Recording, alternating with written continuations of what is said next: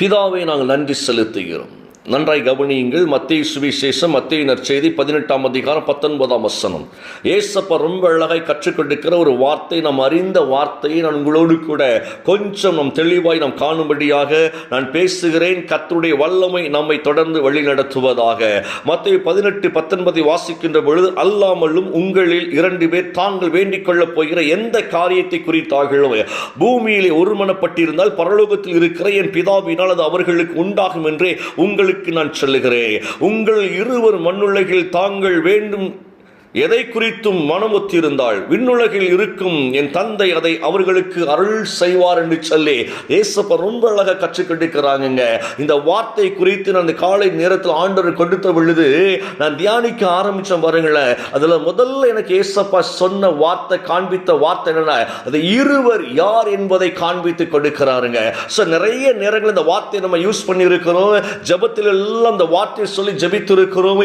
எங்கே 2 அல்லது 3 பேர் நாமத்தினால் கூடி இருக்கிறீர்களோ என்ற வார்த்தையை சொல்லி சொல்லி சொல்லி நாம அநேக நேரங்களில் ஜெபித்து இருக்கிறோம். ஆனா இன்றைக்கு ஒரு ரகசியத்தை சொல்லித்தார. என்ன அப்படின்னா, முதலாவது ஒரு விஷயத்தை புரிந்து கொள்ள வேண்டும். 2 பேரை குறித்து இந்த வார்த்தை ரொம்ப அழகாய் சொல்லுகிறது.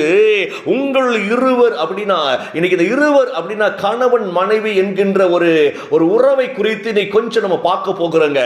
தாய் தகப்பன் என்கிற உறவை குறித்து கொஞ்சம் பார்க்க போகிறோம். ஏன்னா ஒரு குடும்பத்தின் ஆசீர்வாதங்களுக்காக கர்த்தர் முதலில் செய்கிற காரியம் என்ன அப்படின்னா, ஒரு மனுஷன் தனிமையை இருப்பது நல்லதல்ல என்று சொல்லி ஏற்றத்தினை உண்டாக்கி கணவன் மனைவியாக ஆண்டவர் குடும்பத்தை இணைப்பதை பார்க்க முடிகிறது. இந்த கணவன் மனைவிக்குள் சாத்தான் தந்திரமாய் கர்த்தருடைய தீர்மானங்களை செயல்படுத்த விடாதபடி பல பிரிவினைகளை கொண்டு வருவதை பார்க்கிறோம், போராட்டங்களை கொண்டு வருவதை பார்க்கிறோம். இதன் நிமித்தம் நீங்க நன்றாய் கவனித்தீங்கன்னா பிள்ளைகள் கைவிடப்படுகிறார்கள் என்பதை பார்க்கிறோம். இன்னைக்கு நிறைய குடும்பத்தில் டிவோர்ஸை குறித்து பார்த்து கொண்டே இருக்கிறோம் பாருங்களேன். அதுல பிள்ளைங்க எல்லாம் பரிதவிக்கிறாங்க.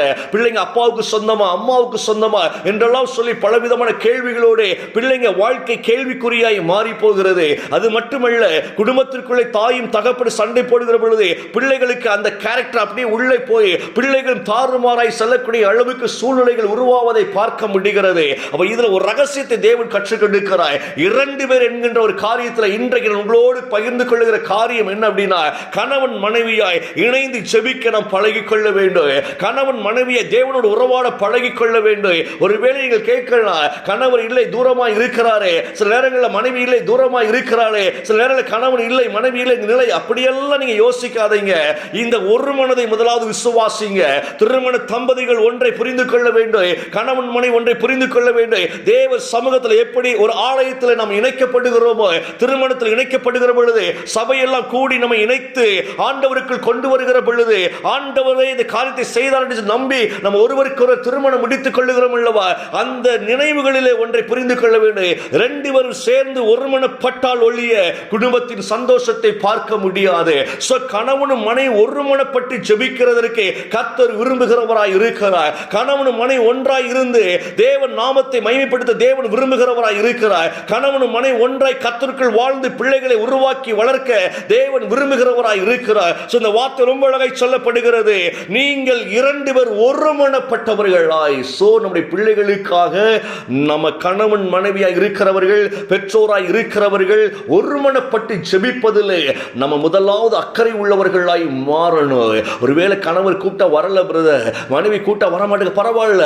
அந்த நேரத்தில் நீங்க என்ன செய்யணும், தனிமையில் உட்கார்ந்து ஆண்டவரே நாங்கள் குடும்பமாய் ஜெபிக்க எங்களுக்கு பலன் தாங்க, ஆண்டவரே குடும்பமாய் நோக்கி பார்க்க பலன் தாங்க அப்படின்னு சொல்லி அதற்கு நீங்கள் ஜெபத்தை நீங்கள் ஏறிடுங்க.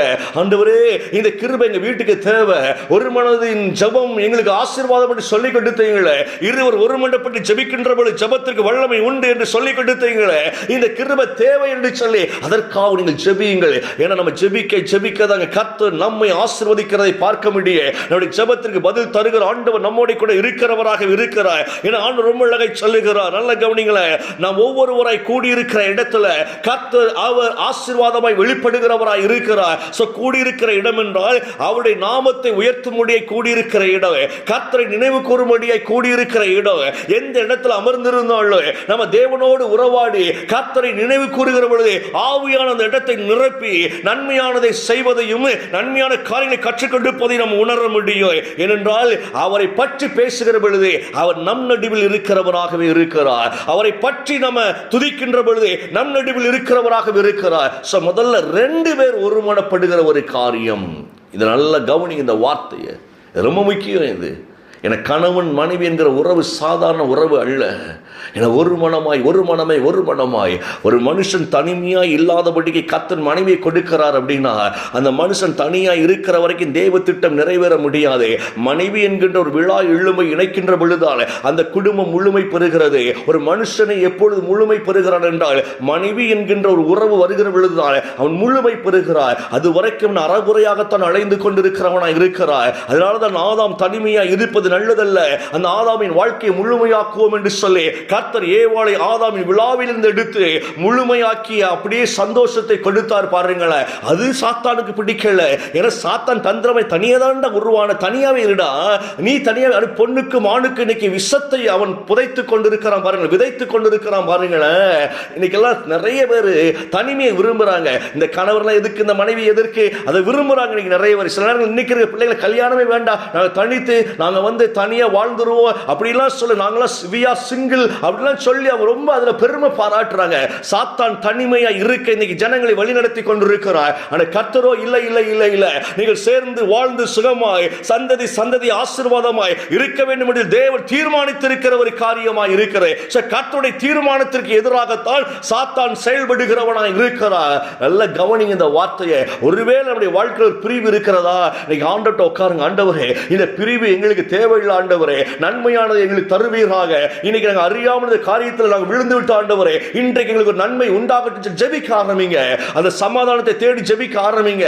நீ வந்த என்ன வரட்ட என்ன அந்த எண்ணங்களை தூக்கி தூரப்பட்டு ஜெபிக்க ஆரம்பிங்க.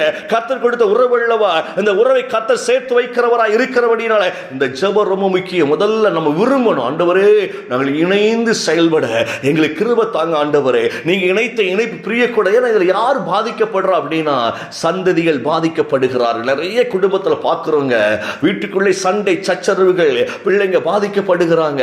இன்னைக்கு எல்லாரும் ஒரு நிமிஷம் நீங்க யோசித்து பாருங்களேன். ஒருவேளை கண்டிப்பா ஒரு கசப்பான காரியங்கள் நடந்திருக்கலாங்க, வாழ முடியாத சூழல் நடந்திருக்கலாம்.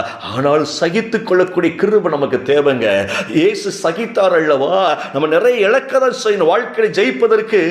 கணவன் மனைவி ஒருவருக்கு ஒரு இழக்க நீங்கள் உங்களை அர்ப்பணிக்கிற பொழுதுதான் அந்த குடும்ப சமாதானமா இருக்குங்க. நீ பெருசா நான் பெருசா அப்படி இல்லாதபடிக்கு ஏதோ நீங்க இழக்க வேண்டிய கட்டாயம் இருக்கும். நான் இல்லைன்னு சொல்ல வரல, சகித்துக் கொள்ள வேண்டிய சூழ்நிலை உருவாக்கி கொள்ளுங்கள். ஆண்டவரே கிருபையை தாங்க ஆண்டவரே, எங்க குடும்பம் பிரிஞ்சிடக்கூடாது, எங்க பிள்ளைங்க எங்களால் கெட்டு போயிடக்கூடாது என்றெல்லாம் சொல்லி ஜெபத்துல ஒருமனப்பட்டவர்களாய் அதை வைங்க. ஏன்னா ரொம்ப முக்கியமான சத்தியங்க இது. நீங்க பெற்றோர்கள் இது அறியாம இருக்கிறாங்க, கணவன் மனைவி அறியாம இருக்கிறாங்க. எப்படி வேணாலும் வாழ உலகம் சொல்லுது. நான் தான் ஓயாம சொல்லுவேன், உலகத்தின் ஆலோசனைகள் எல்லாம் இன்னைக்கு தாறுமாறாக இருக்கிறதை தனக்கு மீடியாக்கள் அப்படியே உயர்த்தி காட்டி கொண்டிருக்கிறதே, அதை பார்த்து பார்த்து ரசித்து ரசித்து ரசித்து அந்த கேரக்டர் நமக்குள்ள வந்து நம்ம உலகத்தில் சாத்தானின் தந்திரத்தில் விழுவதை பார்க்க முடிகிறது. எனக்கு கருமையான தேவ பிள்ளை, நமக்கு ரொம்ப முக்கியம் நம்முடைய குடும்பம், நம்முடைய குடும்பம், நம்முடைய குடும்பம் ஒன்றாய் இணைந்து கட்டுவது ரொம்ப முக்கியம். ஒரு தாயும் தகப்பனும் இணைந்து குடும்பத்தை கட்டுவது ரொம்ப முக்கியம். எனக்கு கர்த்தர் சும்மா இணைக்கல, தேவன் சும்மா நம்ம சேர்க்கல. தயவு செய்து ஒருவேளை உங்களால் ஏற்றுக்கொள்ள முடியாமல் இருக்கலாம் சொல்லக்கூடிய இந்த வார்த்தை, ஆனால் கர்த்தருடைய வார்த்தையை நான் பேசுகிறேன். உங்களை அர்ப்பணிங்க ஆண்டவரிடத்தில், உங்களை அர்ப்பணிங்க, ஆண்டவர்கிட்ட கேளுங்க, தாங்க பலன் தாங்க. ஆண்டவரே நாங்கள் அப்பா விட்டு கொடுக்க பலன் தாங்க, கேளுங்க. யார் பெரியாள் வேண்டாம், கணவன் மனைவிக்குள்ள அந்த அந்த அந்த எண்ணங்களே இருக்கக்கூடாது. பரவாயில்லைங்க, வீட்டுக்குள்ள இறங்கி போகிறது தப்பே கிடையாது, சகித்துக்கொள்வது தப்பே கிடையாது. என கர்த்தர் நம்மை உயர்த்துவதற்காகவே அழைத்திருக்கிறார். இன்னைக்கு தீர்மானம் பண்ணுவோம். ஒருவேளை வாழ்க்கையில் பிரச்சனை இருக்கா, ஆண்டவர்கிட்ட கேளுங்க. உங்கள்கிட்ட நாங்கள் கேட்குறோம், ஆண்டவரே நாங்கள் குடும்பமாய் வாழ்ந்து சுகமாக இருக்கணும். கண்களை மூடுவோமா? முதல்ல ஒன்று, கணவன் மனைவியாக இருக்கிறவர்கள் 2 பேர் சேர்ந்து ஜெபிக்க ரொம்ப பிரயாசப்படுங்க. குடும்பமாய் சேர்ந்து ஜெபிக்க பிரயாசப்படுங்க, விரும்புங்க. அதற்கான வழிகளை தேவன் திறக்கிறவராக இருக்கிறார். பிரிந்திருக்கிறீங்களா? ஆண்டவர்கிட்ட கேளுங்க. சேரணும் ஆண்டவரே, ஒன்றாய் இணைந்து நாங்கள் குடும்பத்தை ஆண்டவரை கட்டி எழுப்பணும். கேளுங்க ஆண்டவர்கிட்ட. அவர் நிச்சயமாய் உங்களை ஆசீர்வதிப்பார். உங்கள் வழிகளுக்கு ஆண்டவர் எல்லா மருந்தையும் தந்து பாதைகளை காண்பிப்பார். உங்கள் வலி எல்லாம் மாறும். உங்கள் இருதயத்தின் வேதனைகள் நீங்கும். கண்களை மூடி, பிதாவை எங்கள் பலவீனங்களை மாற்றுவீராக. நாங்கள் ஒரு மனமாய் ஜெபிக்க கிருபை தருவீராக. இணைந்திருக்கிற ஒவ்வொரு குடும்பத்தையும் ஆசீர்வதிக்கிறேன் ஆண்டவரே. பெரிய காரியங்கள் செய்யுங்க. இயேசுவின் நாமத்தில் பிள்ளைகளை வாழ்த்துகிறேன் நல்ல பிதாவே. ஆமேன், ஆமேன்.